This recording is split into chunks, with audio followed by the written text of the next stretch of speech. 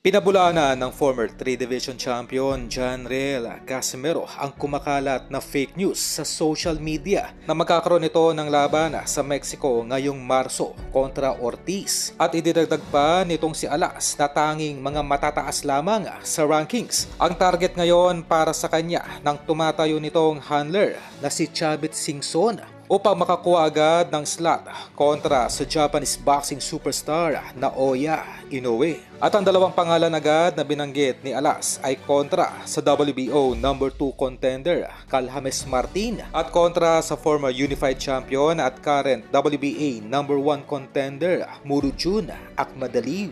Sa kaugnay pa rin na balita ay umamin na ang kampo ng Filipino undefeated boxing superstar Calhames Martin na nananatili pa rin itong optimistic na matutuloy ang laban nito ngayong darating na Marso sa susunod na taon kontra Casimero dito sa Pilipinas, na kung saan target raw nitong si Martin na makuha ang buong approval ng mga Filipino boxing fans at ng buong Japan kung sakaling matalo nito ang pilit na iniiwasan sa super bantamweight na si Janriel Casimero. At sa huling balita ay muling nagbanta ang pamunuan ng WBA dito sa Hapon na si Inoue na hindi sila magdadalawang isip na tuluyang baklasan ng nasabing titulo ang Hapon sa oras na mabigo itong depensahan ang nasabing titulo kontra sa WBA mandatory contender na si Muruchun Akhmadaliev. Ganun pa man ay umuugong ngayon ang bali-balita na may dalawang fighters lamang na target itong si Inoue kung sakaling maipanalo nito ang upcoming fight